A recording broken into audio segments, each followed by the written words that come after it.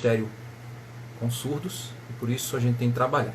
Bem-vindo você aqui do Instagram, onde nós vamos começar o nosso estudo de 2 Pedro. Hoje a gente vai ver do capítulo 1 ao capítulo 11. Capítulo 1 a capítulo 1 do... Oh, desculpa. Estou confundindo. Estou fazendo mais de uma coisa ao mesmo tempo. A gente vai ver hoje 2 Pedro. 2 Pedro, capítulo 2, do verso 1 ao verso 11. Certo? 2 Pedro, capítulo 2, do verso 1 ao verso 11. Deixa que o intérprete chegar para a gente começar o nosso estudo expositivo. Então seja bem-vindo, você que está aí sempre nos acompanhando. Tá, o pessoal aí entrando. Deus esteja abençoando suas vidas. Deus esteja agindo aí com sua graça, protegendo nesse momento de crise, alimentando sua fé. Está aqui chegando o intérprete. Está chegando. Ok.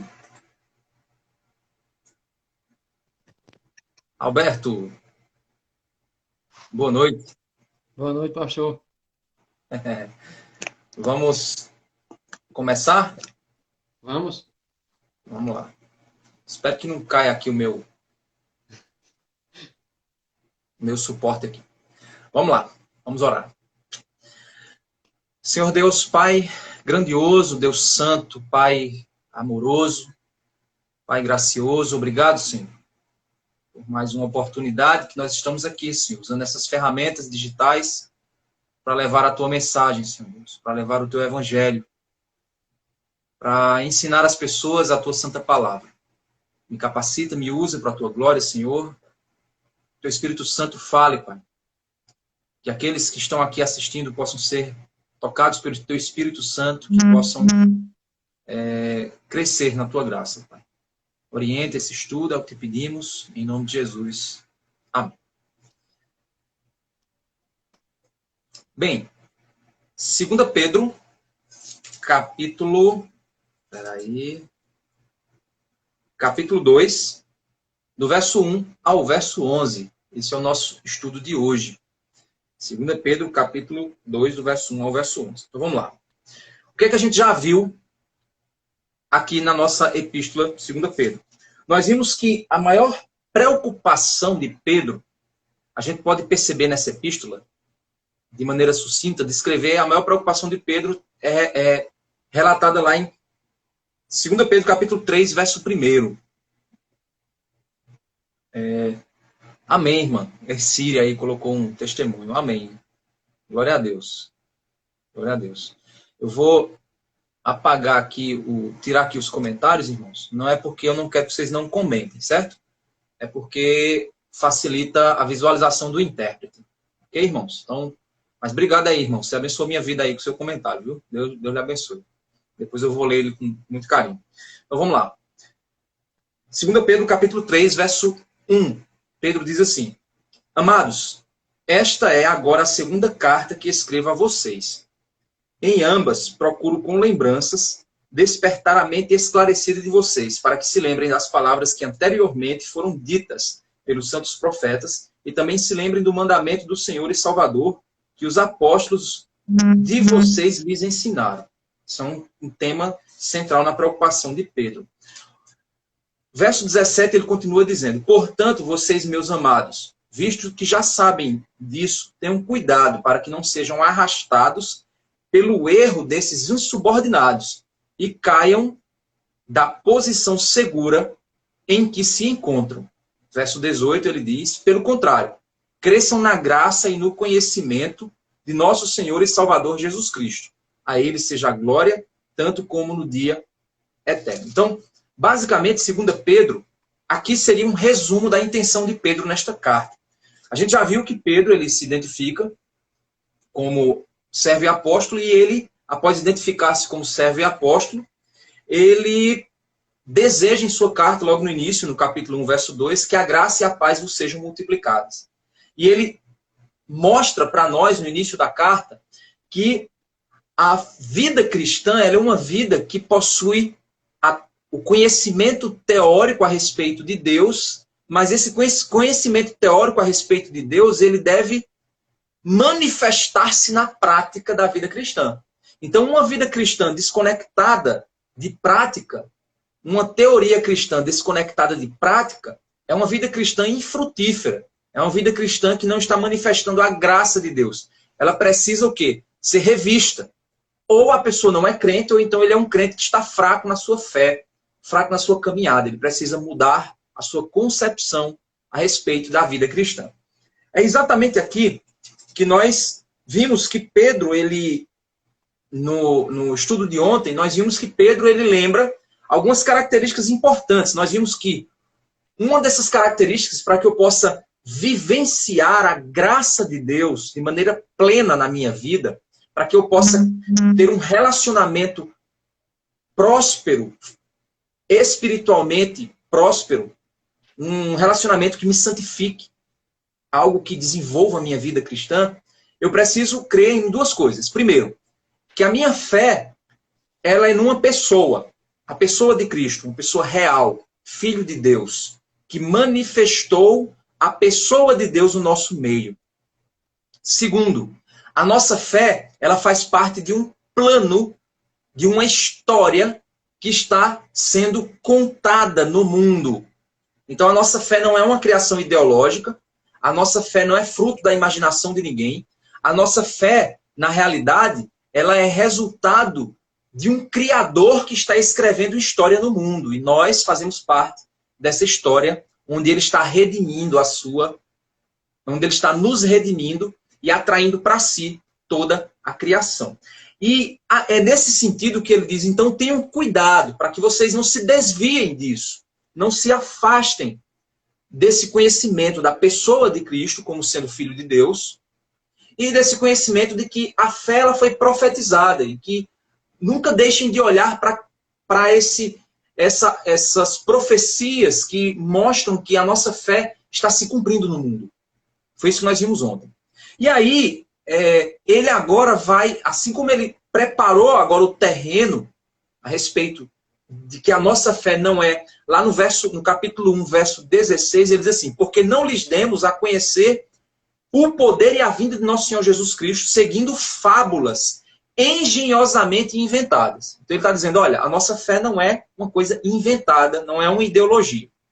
Agora, depois que ele trabalhou isso que a gente viu ontem, ele agora vai entrar nos falsos profetas e dizer o seguinte, olha, vocês têm que ter cuidado com essa galera aqui. E agora ele vai começar a pancadaria, no bom sentido, para com os falsos profetas, revelando as intenções desses falsos profetas. Capítulo 2, verso 1, ele diz assim, assim como surgiram falsos profetas no meio do povo, também haverá falsos mestres entre vocês. Então ele está dizendo, olha, a presença de falsos ensinos por meio de falsos convertidos ou de falsos líderes ou de homens que vão dizer que estão falando em nome de Deus, mas não estão, é algo que já aconteceu no passado de Israel. E é algo que vai acontecer na igreja também. É isso que Pedro está dizendo. Assim como houve, também entre vocês vai acontecer. Então, aquele que negligencia a existência de falsos profetas no meio do povo, ele está desconectado da realidade. Porque Pedro está dizendo que, assim como houve lá para trás e enganou e levou muitos ao engano, hoje também vai acontecer da mesma maneira e levará muitos ao engano. Nós precisamos entender que Jesus disse que estreita é a porta que conduz à vida e poucos passarão por ela. E larga é a porta que conduz à condenação, à destruição. E muitos passarão por essa porta. Então não achem que todo aquele que, próprio Cristo mesmo disse, todo aquele que me chamasse, nem todo aquele que me chamar Senhor, Senhor, entrará no reino dos céus. Mas somente aquele que fizer a vontade de meu Pai.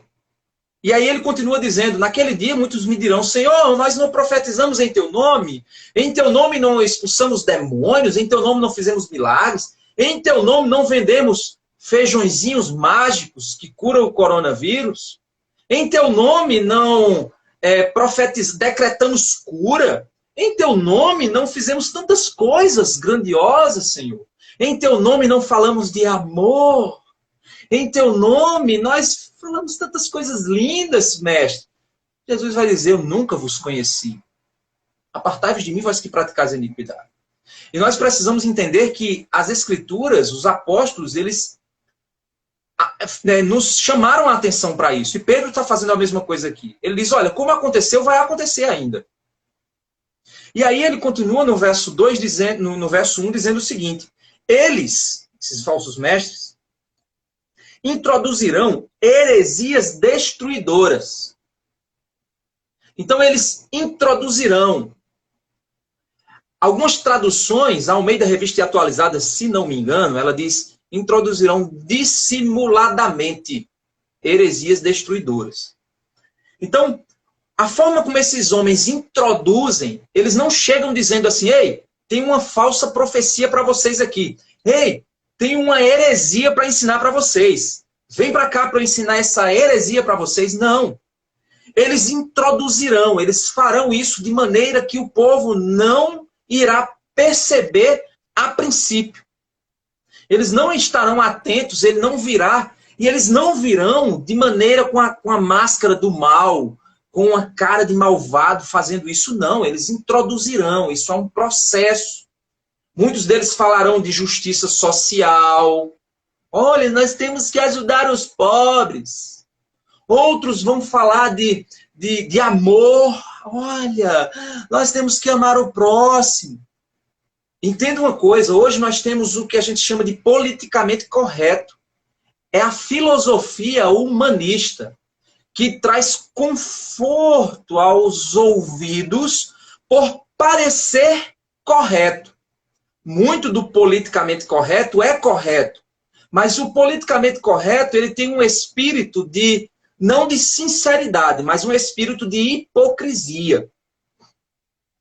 E muitos dos que usam palavras lindas, filosofias bonitas, coisas até usando o nome de Jesus, eles podem estar na tua cabeça e na tua vida introduzindo heresias destruidoras. E aí ele diz o seguinte, lembra que ele disse que nossa fé a gente não se apoia em fábulas engenhosamente inventadas? Exatamente porque não é a nossa fé. A nossa fé é uma pessoa, é Cristo. Nós cremos em uma pessoa. E na forma como ele se relacionou com esse mundo e como ele nos ensinou. Não é a mente de homens, mas é a mente de Cristo. É a doutrina da palavra. E aqui, quando ele nos diz isso, ele diz que eles introduzirão heresias destruidoras. Ao ponto, e aí ele está dizendo algo que às vezes fica complicado a gente entender, ele diz, chegando a renegar o soberano Senhor que os resgatou. O que é que ele quer dizer? Chegando a renegar o soberano Senhor que os resgatou. Aí você está dizendo, então eles vão perder a salvação? Não, irmãos, ele não está dizendo isso, não. Ele não está dizendo aqui que os falsos mestres são salvos e depois perdem a salvação. Não é isso. Ele está dizendo o seguinte, que a promessa que Israel, lembre-se que Pedro ele era um judeu, e um judeu muito inserido na cultura judaica de maneira muito, muito intensa.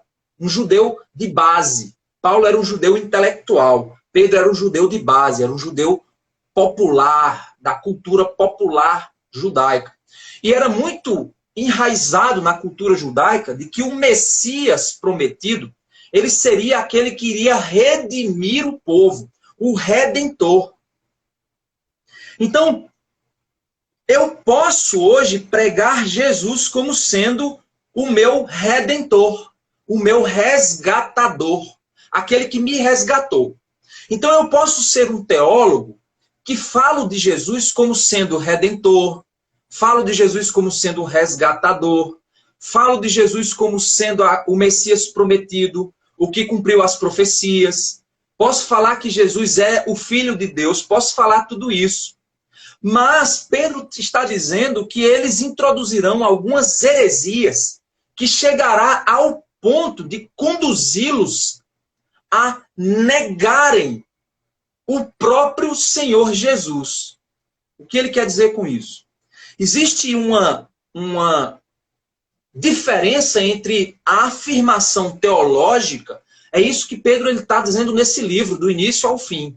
Existe uma diferença entre a afirmação teológica e a piedade. O que é piedade? Piedade é a vida cristã aplicada. É a fé cristã aplicada, submetendo-se ao senhorio de Cristo para com Deus. Então, eu posso ter uma teologia que fale de Cristo como resgatador, mas ter uma vida que não evidencie essa teologia na prática. Você está entendendo? Então, esses homens, eles introduzirão heresias ao ponto de que eles irão pregar um estilo de vida, eles irão pregar ou viver um estilo de vida que estará desconectado do fato de Jesus ser Senhor. Deixa eu te citar um exemplo. Há um tempo atrás eu vi uma mulher, uma atriz. Ela era uma atriz pornô. Ela é uma atriz pornô. E ela dando uma entrevista dizendo que ela era atriz pornô e evangélica. E o entrevistador perguntou, mas espera aí, como é que você é atriz pornô e evangélica? Aí ela diz, olha, a minha fé, ela não é contrária à minha profissão. É isso a resposta que ela deu. Então, eu exerço a minha fé, creio em Jesus, frequento a igreja, louvo ao Senhor, sirvo a Jesus na minha igreja, ajudo o meu próximo. E isso não tem nada a ver com a minha vida profissional, que eu faço sexo com outros homens por dinheiro. É minha profissão. É isso que ela afirma. Então, olha só que coisa louca. Como é que ela consegue desconectar, olha só, a fé cristã da prática da vida? Aí você diz, pastor, como é que... Ok, mas isso é muito extremo. Vamos lá. Como é que você... Imagina, você é professor de biologia. Na igreja você adora Jesus como Senhor. Você fala que Jesus é filho de Deus. Você diz que Deus é o Criador. Adore o Criador. Você é professor de biologia. Você diz que Deus adora o Criador e tal, e tal. Quando você chega em sala de aula, você ensina o evolucionismo como se fosse verdade. Não estou dizendo que você, professor de biologia, não pode ensinar evolucionismo como pensamento ideológico. Eu posso apresentar.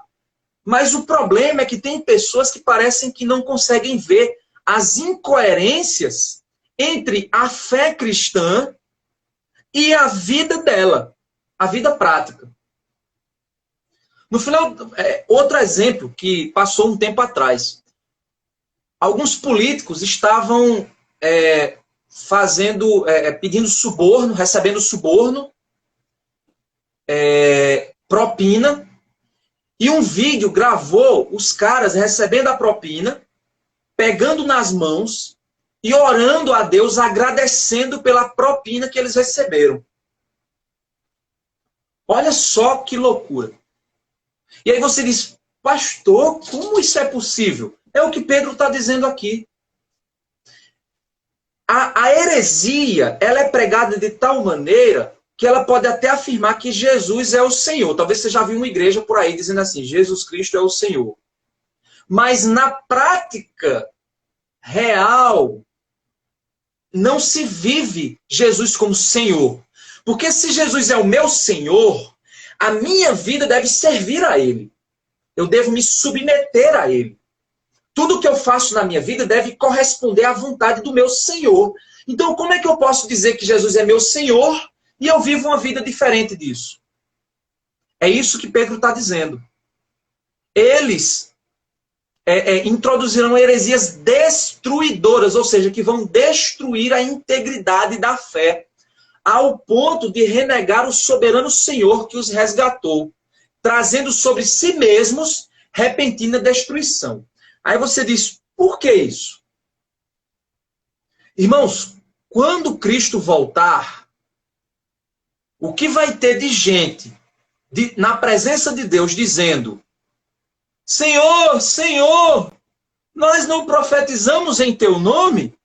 Nós não fizemos maravilhas? Nós demos esmolas, Senhor, no teu nome. Nós fizemos o bem ao próximo no teu nome. Nós fomos para a igreja, Senhor. Ó, Senhor, eu dava o dízimo. Ó, Senhor, eu fazia tanta coisa boa, Senhor. Jesus vai dizer: apartai-vos de mim, vós que praticais a iniquidade, eu nunca vos conheci. Sabe por quê? Essas pessoas irão se impressionar. Como? Mas eu tinha certeza. Eu fiz curso de novos membros lá na igreja. Peraí, gente, que mandaram aqui uma mensagem. Meu Jesus. Só a misericórdia de Deus. Tem gente que...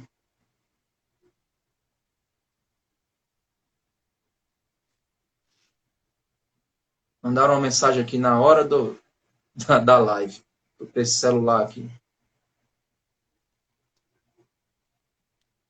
É gente que deveria estar assistindo a live, mas não está. Está mandando mensagem para minha esposa aqui. Eu tô de olho, viu? Que aqui é o meu celular e aqui é o celular da minha esposa. Então, estou mandando mensagem para ela na hora da live. Ou seja, você, meu irmão, que deveria estar assistindo a live da Igreja Batista da Graça, acabou de atrapalhar aqui a transmissão. Ou seja, ao invés de estar acompanhando, você está atrapalhando. Membro da Batista da Graça. Estou de olho.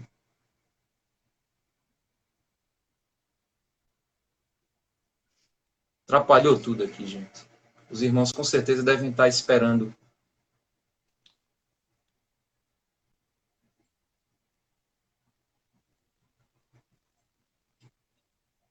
Vamos lá.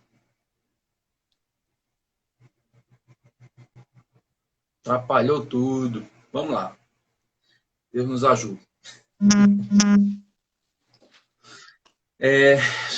Ok.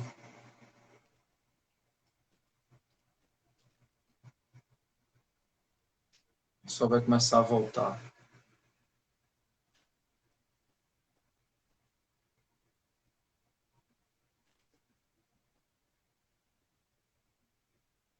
Começando a voltar aqui, certo? Guarda só um pouquinho aí. Meus irmãos, me desculpem, mas uma pessoa mandou uma mensagem para minha esposa aqui agora, uma pessoa da igreja que deveria estar acompanhando a live, mandou uma mensagem agora para o grupo da igreja, para minha esposa, e atrapalhou a live aqui nesse momento. Então, olha aí, desconectado da realidade. Vamos lá. Onde é que eu estava? Onde é que eu estava aqui? Deixa eu me lembrar. Vamos lá. Atrapalhou tudo aqui. Aleluia, Senhor.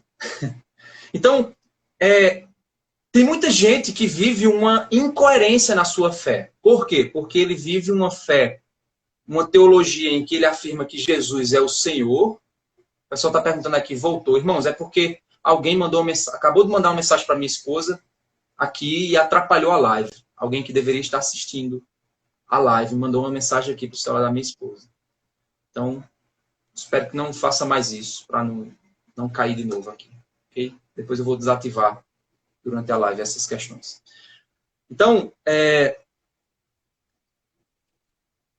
a grande questão aqui é que esses hereges, eles irão pregar heresias destruidoras. Por quê? Eles irão pregar uma heresia que vai desconstruir o fato do senhorio de Cristo. Percebam que é isso que Pedro está se referindo aqui, quando ele diz, chegando a renegar o soberano Senhor. Ou seja, o Senhor que eles afirmam ser o resgatador, que não resgatou eles, porque existe essa incoerência, é esse que eles negam sendo o seu resgatador. E como é que eles negam isso? Eles negam a partir de uma vida prática incoerente com a fé, com o senhorio de Cristo. Porque como é que eu posso dizer que Jesus é meu Senhor se eu não sirvo a Jesus como Senhor? Então essa é a grande questão. E aí o fato que ele diz aqui, logo na sequência, é que isso não vai simplesmente ser algo que destrói uma teologia, uma visão teológica, mas é algo que vai contaminar muita gente. Ele diz aqui, ó, no verso 2, e muitos seguirão as suas práticas libertinas, e por causa deles, o caminho da verdade será difamado. Ou seja, por causa dessa atitude, por causa dessas heresias que eles pregam e que desconstrói a fé de maneira prática, e o meu senhorio de Cristo não é evidenciado na prática, é por esse motivo que muitos serão contaminados a seguirem essas práticas libertinas, ou seja, práticas que possuem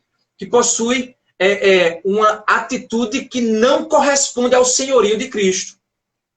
E por causa destas pessoas, o caminho da verdade será blasfemado. Ou seja, as pessoas vão olhar e vão falar mal do evangelho por causa do mau testemunho desses crentes que não vivem com integridade. Aquele cara que é empresário, mas é sonegador de imposto. Aquele cara que é crente, mas é um mau funcionário na empresa que ele trabalha.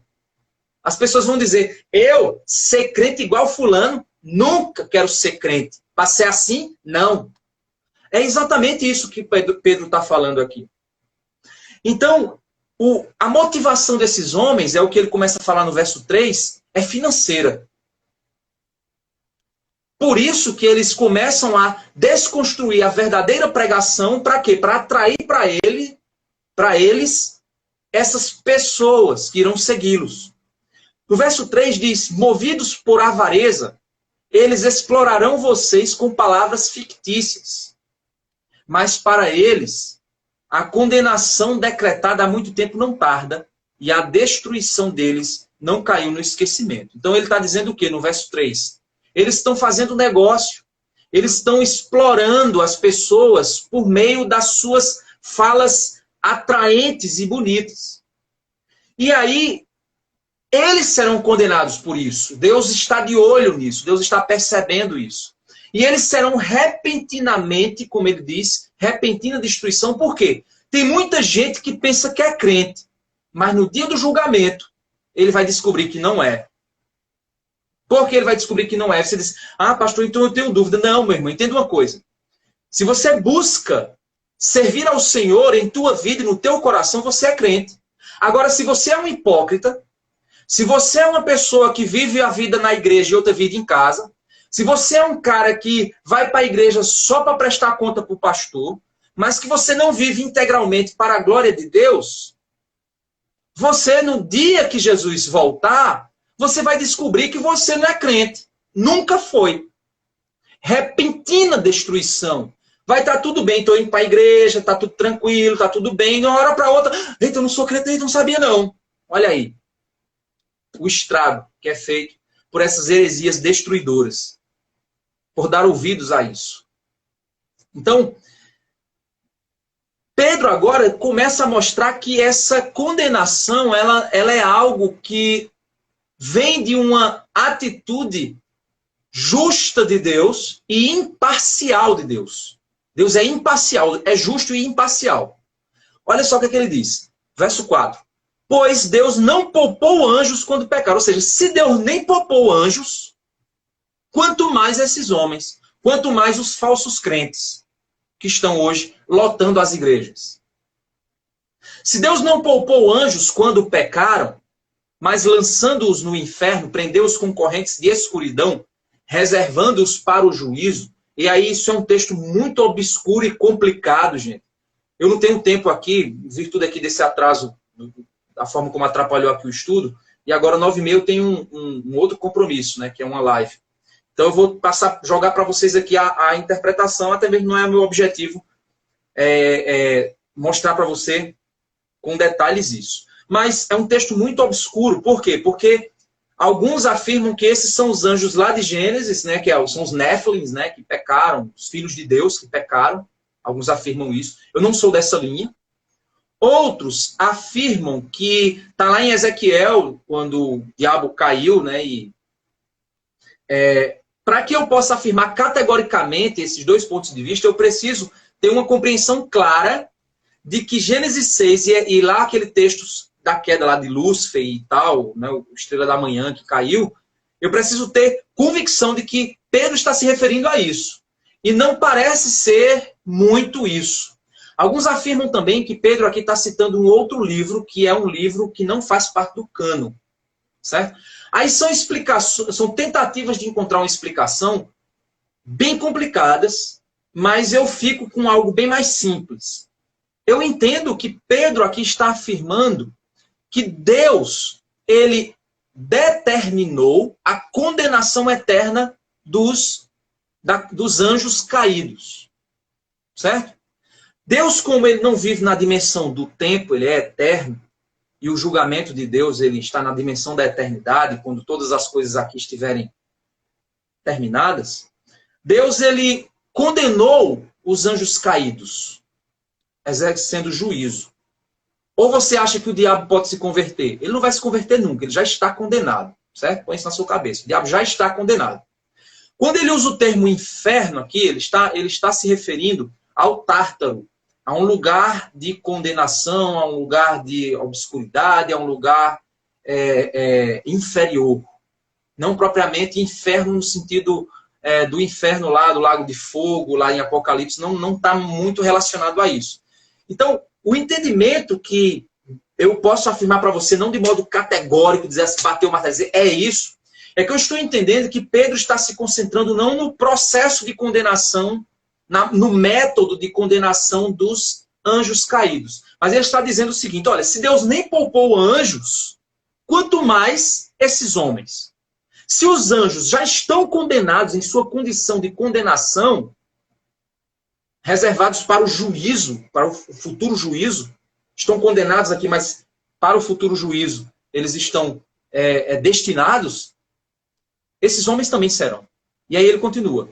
Ele não poupou o mundo antigo, mas preservou Noé, pregador da justiça, e mais 7 pessoas, quando fez vir o dilúvio sobre o mundo de ímpios. Então ele também não poupou o mundo antigo, mas preservou Noé. Verso 6. E reduzindo as cinzas as cidades de Sodoma e Gomorra, condenou-as à ruína completa, tendo-as posto como exemplo do que viria a acontecer com os que vivessem impiamente. Então você está vendo que Pedro está dizendo que existe uma separação. Ele diz, olha, os anjos pecaram, estão destinados à condenação. Se nem anjos, ou seja, um ser celestial foi poupado, esses homens não serão poupados. Assim como no mundo antigo, aqueles que se levantaram contra Noé, contra o propósito de Deus, que Deus representou em Noé, eles foram condenados, esses homens também serão condenados. E se a cidade de Sodoma e Gomorra também foi condenada à ruína completa, esses homens também serão condenados. Aí ele começa agora no segundo e terceiro exemplo, o exemplo de Noé e o exemplo de Sodoma e Gomorra, ele começa a colocar uma comparação da misericórdia de Deus. Primeiro, para com Noé, misericórdia de Deus para com Noé e sua família. Terceiro exemplo, ele colocou Ló, misericórdia de Deus para com Ló e para com o justo Ló, livrando ele. E aí diz que porque Ló ele foi livre nessa condição em que ele estava naquela cidade. E aí mostra que Ló, ele como um homem justo, Noé obedeceu a Deus. Mas e Ló? Ele era um homem justo que vivia naquela condição ali.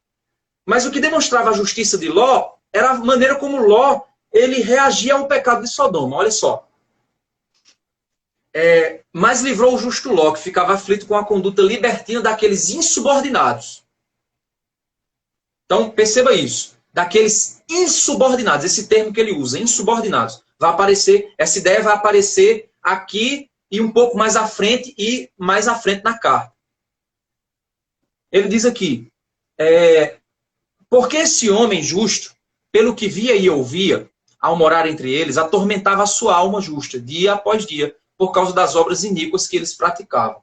Então, olha que interessante. Aqueles homens praticavam obras de iniquidade, e essas obras de iniquidade deles eram praticadas diante de Ló, porque ele vivia naquela cidade, e isso machucava o coração santo de Ló, o coração justo de Ló.